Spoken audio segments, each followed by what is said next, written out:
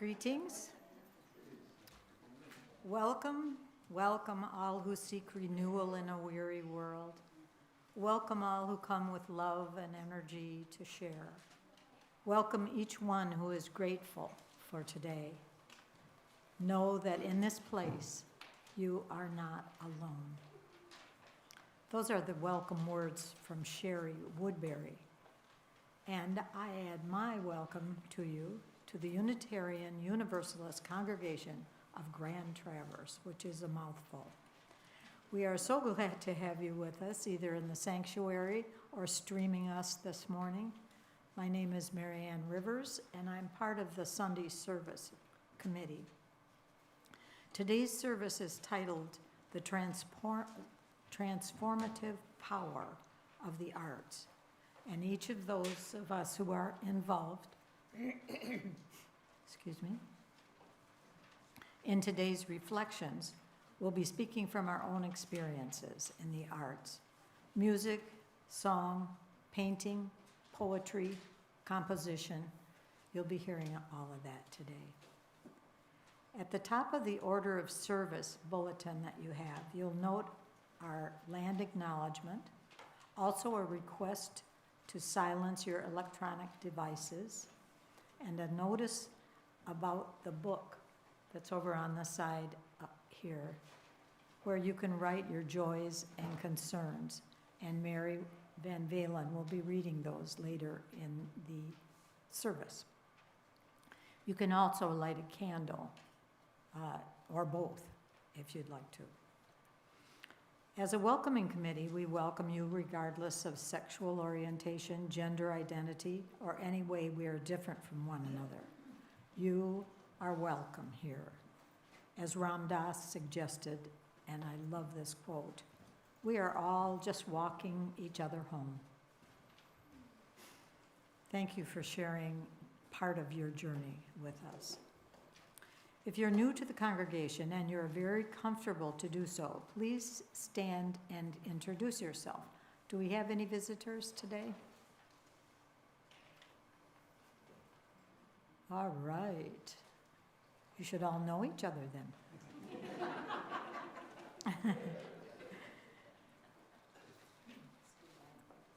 Okay, so let us now turn our attention to our centering music. This is a composition by Amanda Mangiardi called I'm Listening.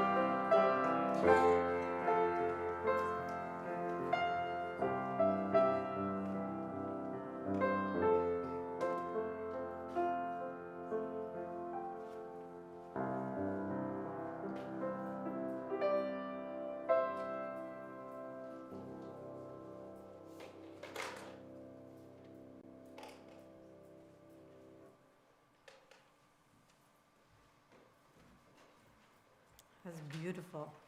Thank you, Amanda. My opening words are my little story, my reflections.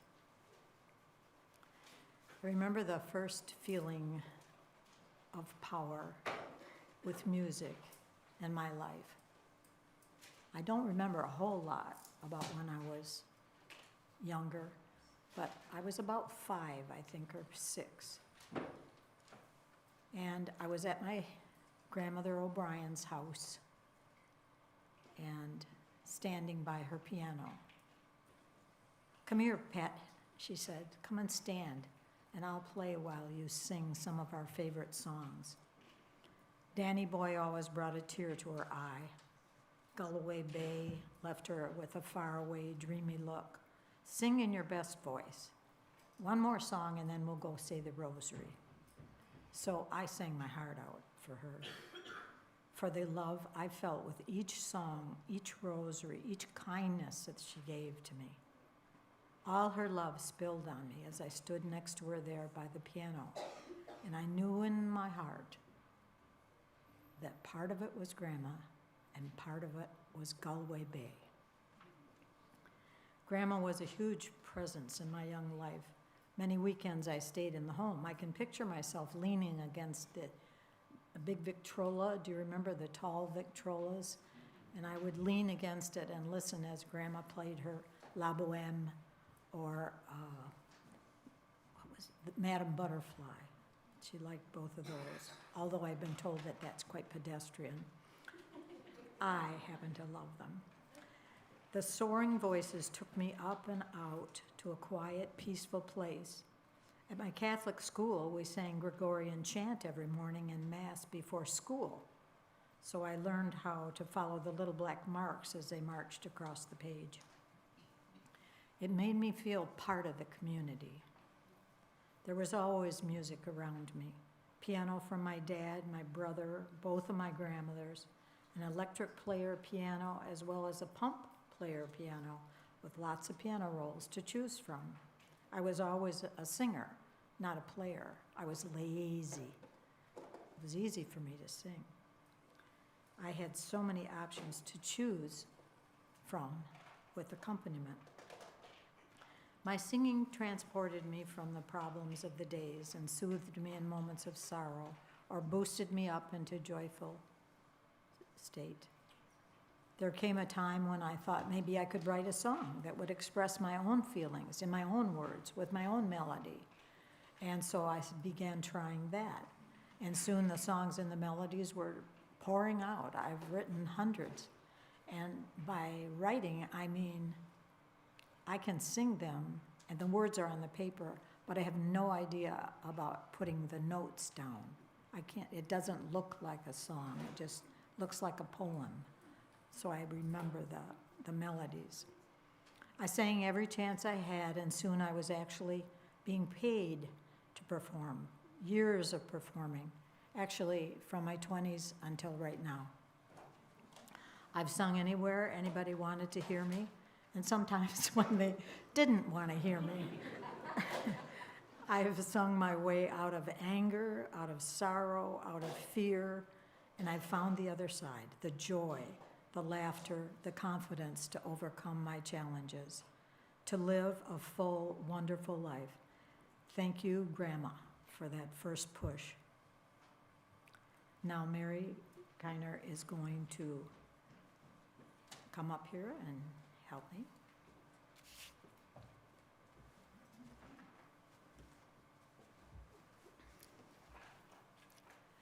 Here are words from Jennifer McLothia. As the first hint of green begins to peek through the barren ground, as that little sprig grows into a healthy stem, as that stem grows into a stalk and forms a bud, as that bud slowly opens with each new day to form a yellow daffodil. Let us be like that first hint of green, renewed by the warmth of the sun's rays and ready to emerge with a new energy, ready to face the day. We light this chalice to bring a glimmer of that warmth into our space.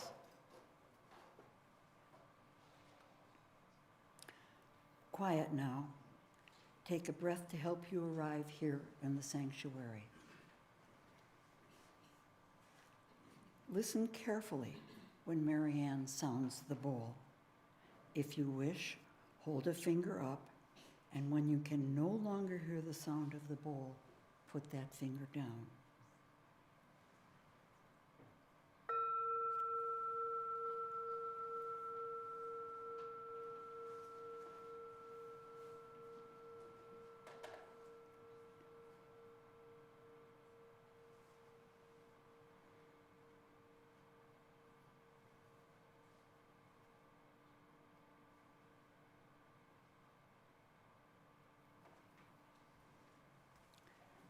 Now, please rise as you are willing and able, and join together for the hymn, Let All the Beauty We Have Known, number 326.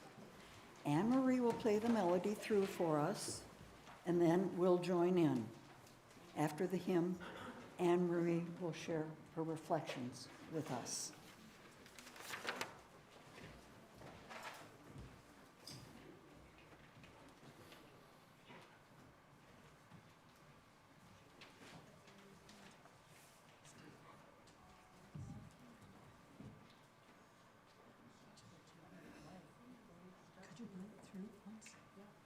Anne Marie will play it through one time, and then we'll join her.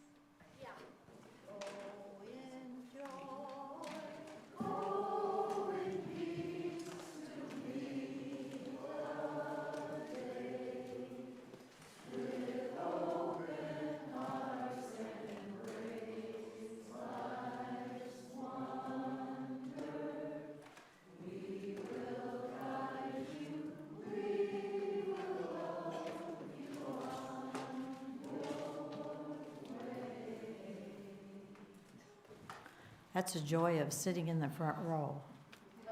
You get to help pick up the stuff.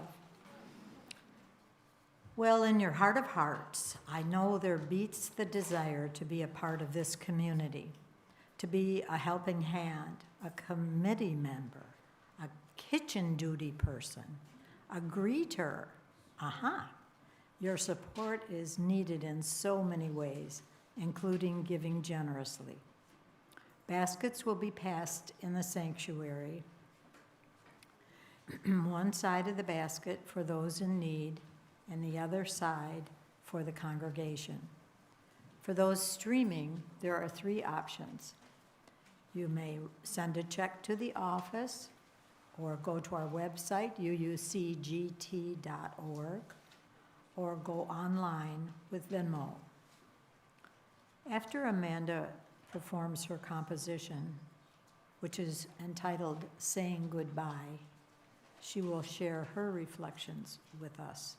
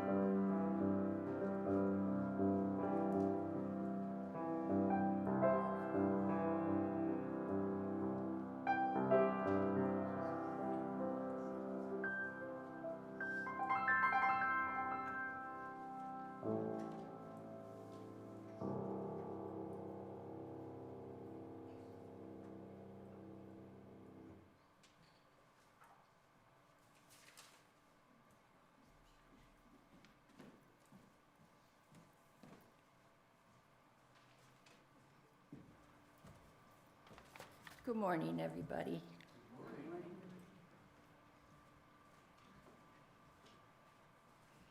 When Mary Ann asked me to talk about the transformative powers of music, I was very excited. Let's see if I can get my iPad. Nope.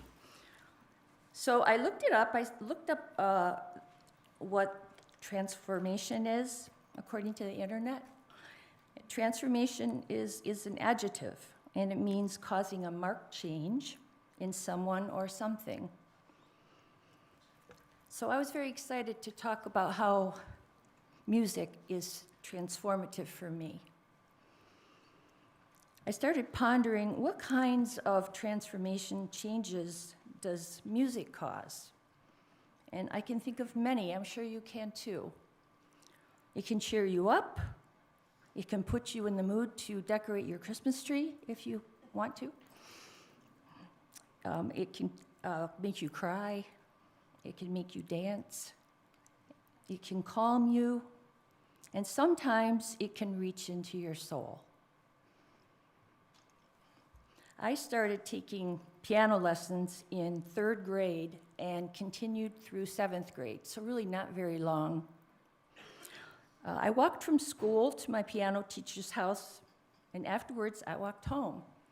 And at that time, I lived in the itty-bitty little town of Kingsley on the hill.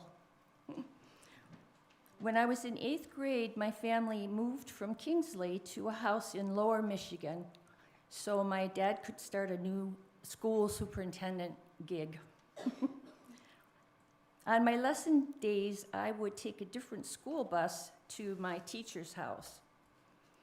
But I started to dread my piano lessons because my teacher was really old, her house smelled funny, and her vicious Chihuahua dog barked and clawed at my legs and ruined my nylons every single time.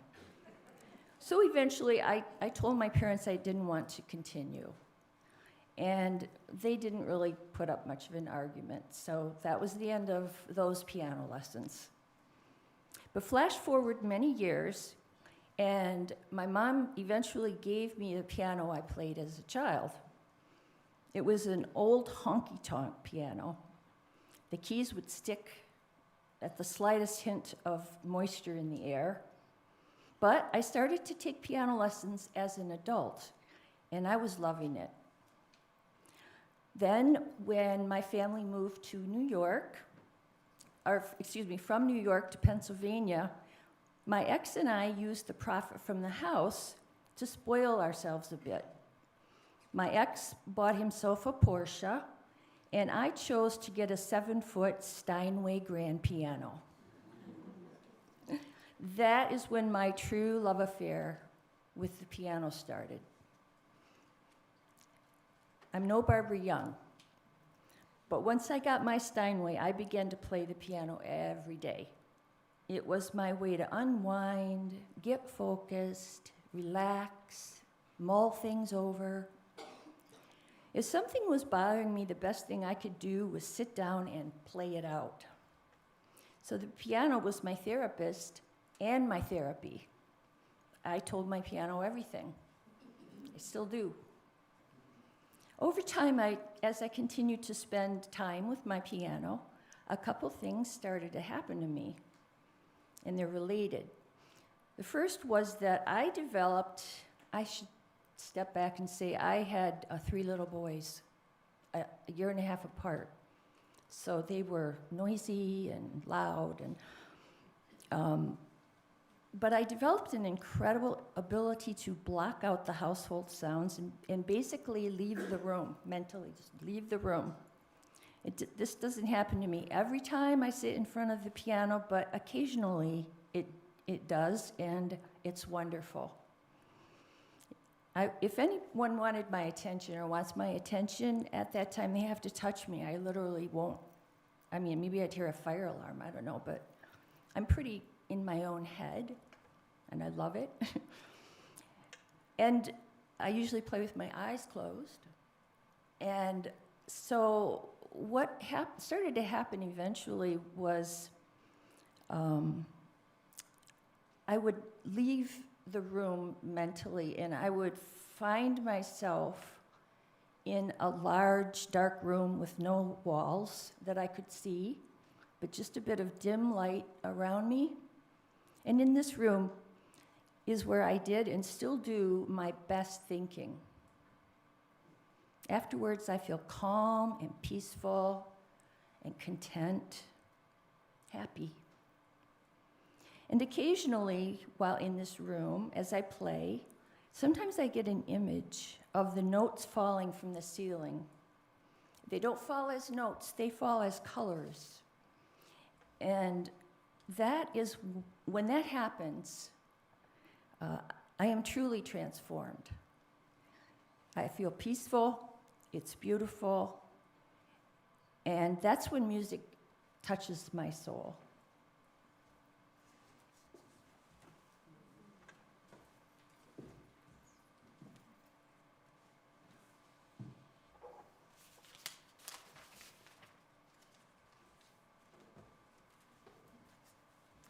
This is the time in our service when we read the joys and concerns that connect us in community and care. And today we don't have joys and concerns written in the book. but we have a really lovely note from Erica Eshelman, who was our office administrator. She says, "I wish I could have said a proper goodbye to this amazing congregation. Working with you was a gift, and I will miss it more than you could possibly know. I treasure all of the relationships I made here and hope you stay in touch. Please feel free to ask Reverend Alex for my contact information. My very best wishes to all of you and to UUCGT's continued growth in this wonderful community. With love, Erica." And I think we can all wish Erica all the best. If there are joys or concerns that are heavy on your heart and you would like to seek out someone from the care team or Reverend Alex on Tuesday, please do that. And no, none of us are alone here. So please reach out if you need any of us. Thank you.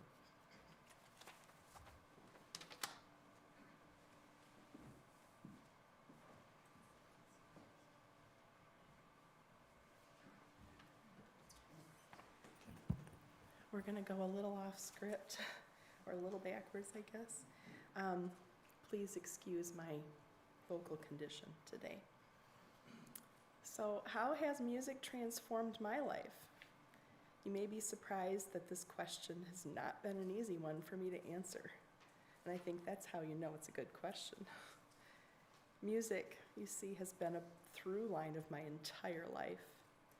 You may have well asked me how breathing has transformed my life. There has always been music. My mother's family weren't particularly musical, but supported her dream of playing the piano and singing in her church growing up. My father, on the other hand, came from a family that made music together and used it to connect and mark all of their moments together. When my parents got married, the piano was purchased for the living room long before they could afford furniture, and they both worked as church musicians before I was ever a thought in their mind. The sounds and sights of my parents making music infuse my memories. Listening to my mother practice the piano or the organ, harmonizing vocals so effortlessly with my dad. He was always working out a new song or whistling along his commute or on his job site. I tell you all of this because I think it's important to understand where I came from musically. I grew up in an environment of music, and it was deeply valued. So when I wanted to learn, it was supported and celebrated. This early part of my journey was more formational than transformational. And I believe it showed me that music was something that I could do too. The transformational moments that came to my mind when Mary Ann asked me about this question, I believe began occurring for me when I was about 15 years old. And I'll share two of those experiences with you today that feel quite profound to me. The first experience occurred when I was a high school camper at Interlochen's All-State Orchestra Camp. I don't recall what we were rehearsing, but the moment comes clearly to me still.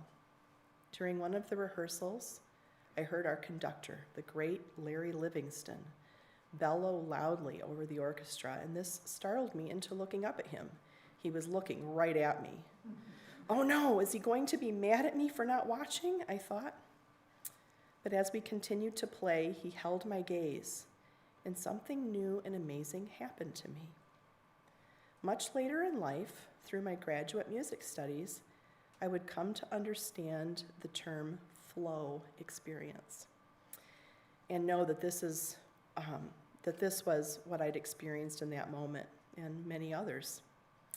Being in the flow, as you may know, is when one experiences a unity with all, and that dissolving of myself into the greater whole was what I experienced for the first time during that rehearsal. I believe there are mystical traditions that describe this kind of experience, and for my young self, it was the most amazing feeling ever, and still is. From this, I realized that there was much more to music than playing the right notes at the right time. The second experience I share with you today happened spontaneously when I was about 28 years old. I was home alone, practicing one of the Bach solo violin partitas, and this experience had almost a visual component in my mind's eye. It was as if a door in my heart center slid open, and the most intense beam of bright love light, of which I knew in that moment was always present, but I had not been aware of it before, began flowing through my heart center. The intensity of this experience was completely overwhelming to me, and I knew I could not sustain it. It lasted only a few moments, and from this experience, I knew that love flows through all of existence, and that music can be a powerful tool of awakening. I wondered if these great musical works were designed for spiritual awakening or if it was simply a byproduct. Whatever the case may be, and with whatever structure of interpretation one considers these experiences through, I do believe that music is an important part of the human experience. We all have the capacity for music to enrich our journeys in life. And now I am here with all of you in a new chapter of my life, and I look back on these experiences and know they are simply part of being a human. Whoever you are, whatever you think your musical abilities may or may not be, music is yours. I am honored to be the holder, or one of the holders of the musical space here with you, and to let it flow through to work its magic on all of us. Thank you.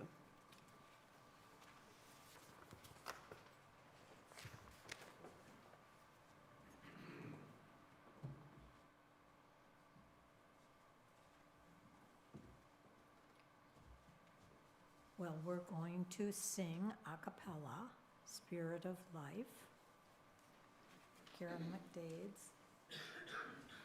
And I'll just reach for a note. Spirit of light, come unto me, sing in my heart all the stirrings of compassion, blow in the wind, rise in the sea, move in my hand, giving life the shape of justice, moves, hold me close, wings set me free, Spirit of life, come to me, come to me. I apologize to all the sopranos. Our next person to share her reflections is Mary Van Valen.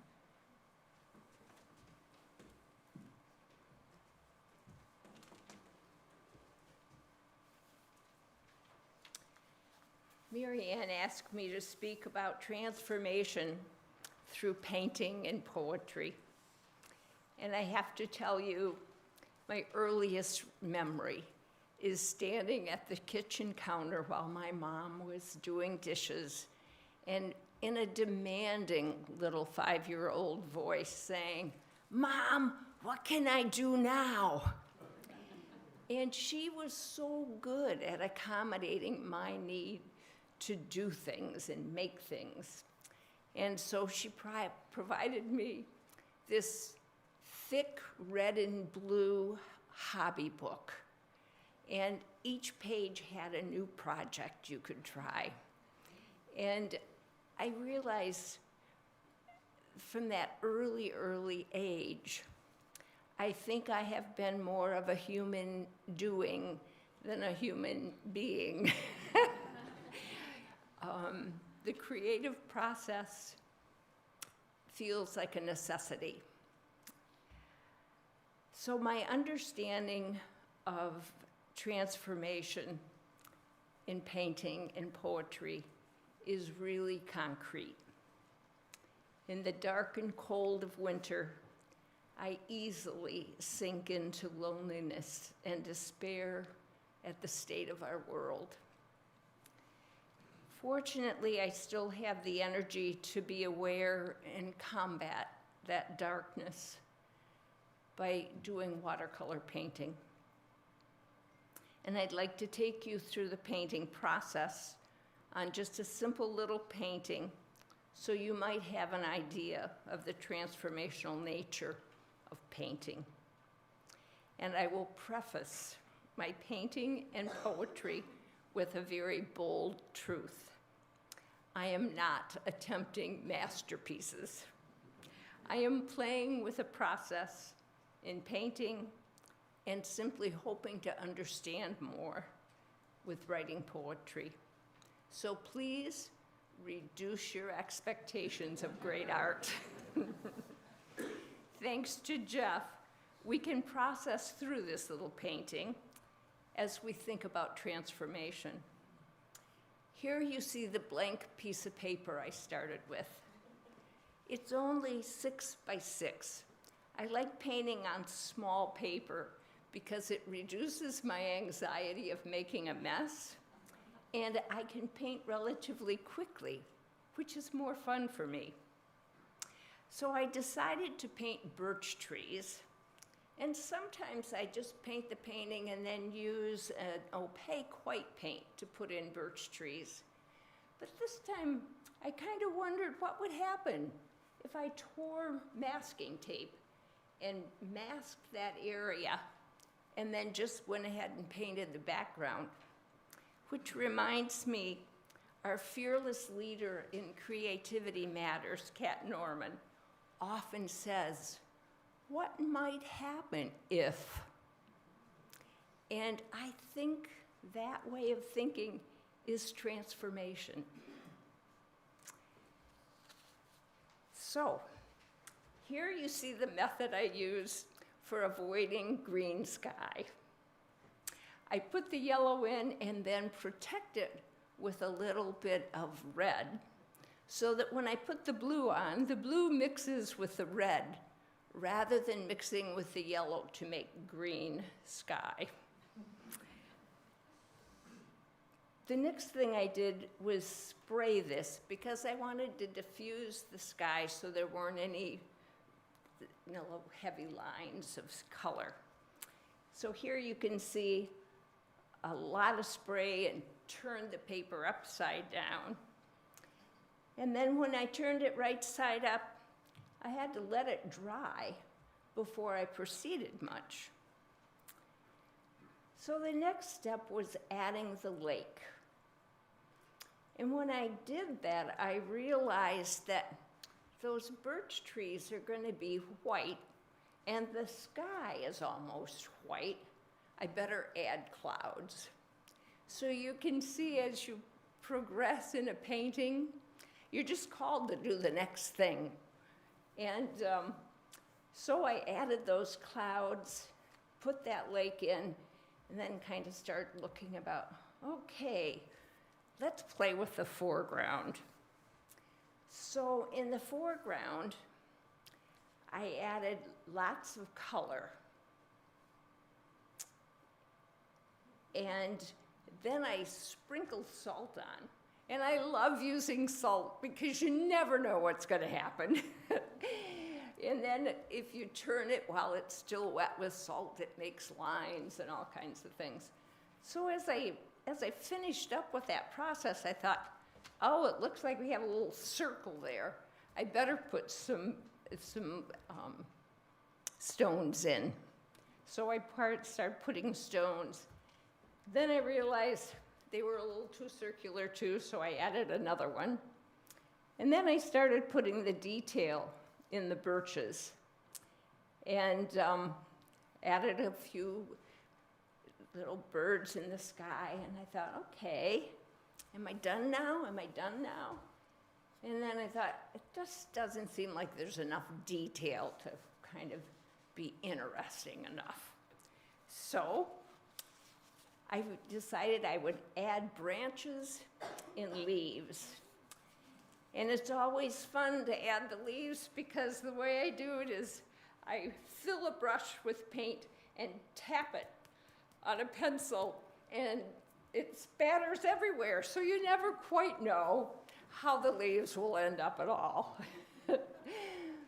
So this is the little painting, and I'll probably make this little painting into a card. It's this tiny. And I think about, some things I might want to change.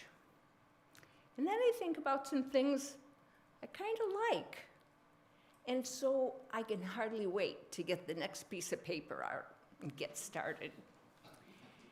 And that process of blank paper to finished little painting transformed the paper, but it really lifted me and fills a real need in me.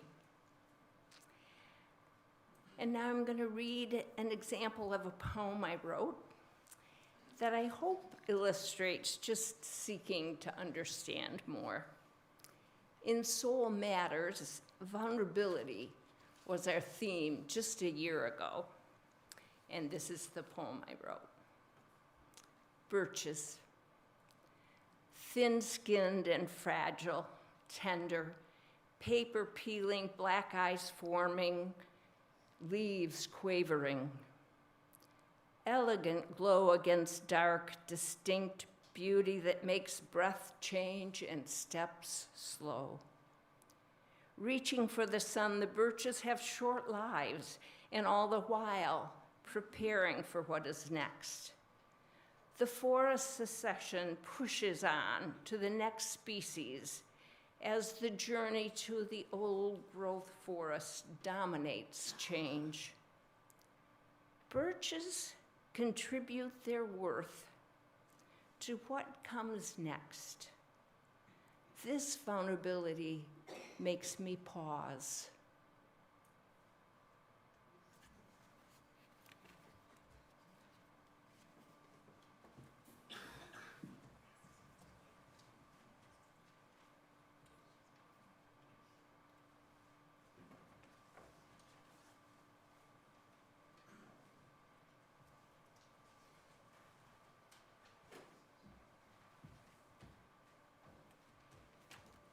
Good morning. My name is Lauren, which is a little different. You'll notice that we have sort of a contingent over here of Marys and Anns and combinations thereof, and there are a few exceptions, and I'm one of them. When Mary Ann first asked me to read, she suggested that maybe I also consider writing something about myself. And she mentioned my gardening, and I thought, oh my gosh, I never thought of that connected to art. But it is, really, it's connected to creativity and transformation. And I also thought about my cooking. So even though you might feel, oh, poetry's not for me, painting's not for me, music's not for me, there is something in your life that is. And I'm kind of walking proof of that. I do have a reading today. It comes from Reverend Scott Taylor, and he starts out with a quote from Henry Frederick Ariel. Let mystery have its place in you, you see. Do not be always turning up your whole soil with the plowshare of self-examination, but leave a little fallow corner in your heart ready for any seed the winds may bring, and reserve a nook of shadow for the passing bird. Keep a place in your heart for the unexpected guests, an altar for an unknown God. And then Scott starts his own words. Make a bit of room. leave a little space. That may not sound like anything radical or revolutionary, but it turns out that it is one of life's favorite ways to make us into something new. Be cautious with those cultural messages which aggressively tilling and turning up your whole soil. Watch out for all the heroic talk about striving and perfecting, struggle and control. Much of the time, transformation is a much subtler art. It's about stillness, listening, and waiting to be led, not fighting with yourself and others to make sure you are in the lead. In short, when it comes to transformation, the message of spirituality is be careful with what you've been taught and told about transformation, because much of it takes us in exactly the wrong direction. Our challenge as communities of transformation is to remind each other to take those different texts, such as it's about breathing rather than becoming better. It's about patience, not perfection. It's about depth, not dominance. It's about attention, not improvement. It's easy to get transformation mixed up with fishing. I know, that's what's in here. We don't want to miss those unexpected guests, those seeds brought by the wind. Those passing birds are the partners that make transformation possible. They help us notice new paths. They invite us to walk with a new step. They awaken in us new songs. So, friends, leave some room on that dance floor of yours. Keep your eyes peeled.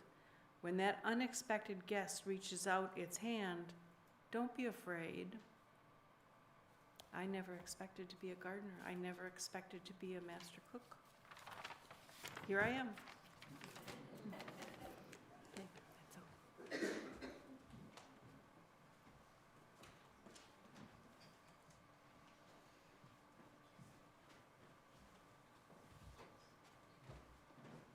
I think that might have been a typo. Fishing. If anybody was able to connect that thought, let me know. 'Cause I can't. Let's take just a moment of stillness before we sing our final song.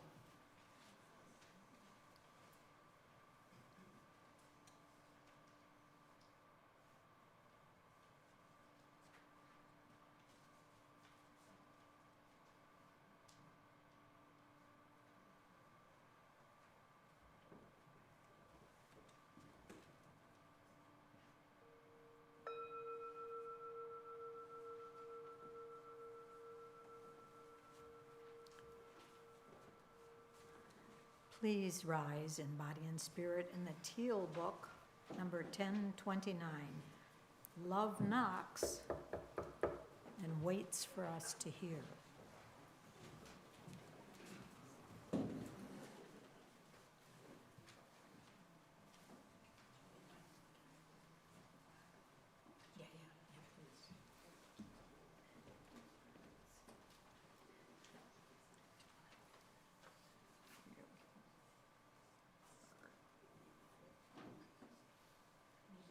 Switch sides. Otherwise I'm gonna poke you. I've asked Catherine to come up and hope that the streaming people will appreciate her beautiful voice. Not only us. Love knocks and waits for us to hear, to open and invite. Love longs to create every fear and seek to set things right. Love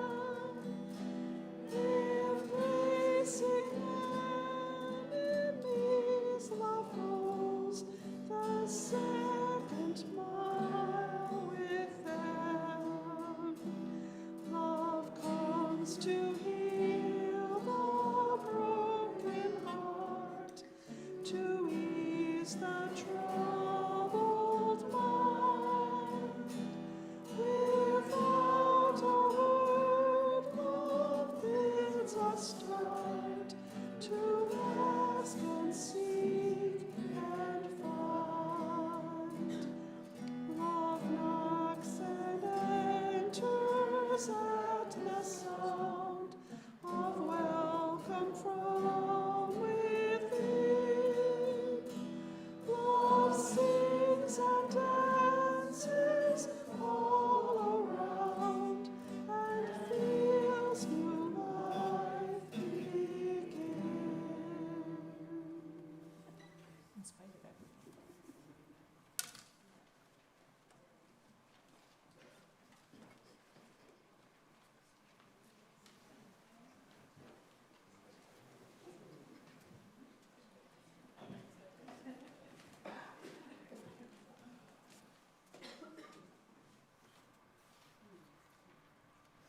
As we release the chalice flame and close the service, may you remember the connections that hold you close, the moments of real presence and care that bind you in community with others, the moments or experiences of this all-encompassing love that comfort you when the ground underneath you feels shaky. Those are the words of Alex Jensen, not mine. I have a couple of announcements just so that you don't feel that the day is any too different from any other Sunday. Starting point classes for newcomers and current members will begin Sunday, April 14th and 21st, and May, can't read my writing, 5th and 12th. And it'll run from 12 until 2 each time we meet. Then I know there's another one from Social Justice has the table open for you if you would like to stop and see what they are offering today. I'd like to also take a moment to thank all the people who made this day and shared their thoughts and reflections. Anne Marie and Mary and Lauren and Mary and Mary Ann and Amanda, but I don't know where she went. There she is, and Amanda, not to mention Catherine and anybody else who came to the fore. Jeff, always Jeff.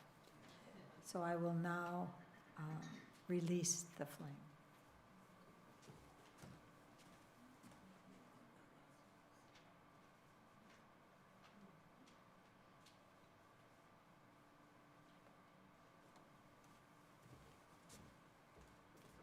You are also released.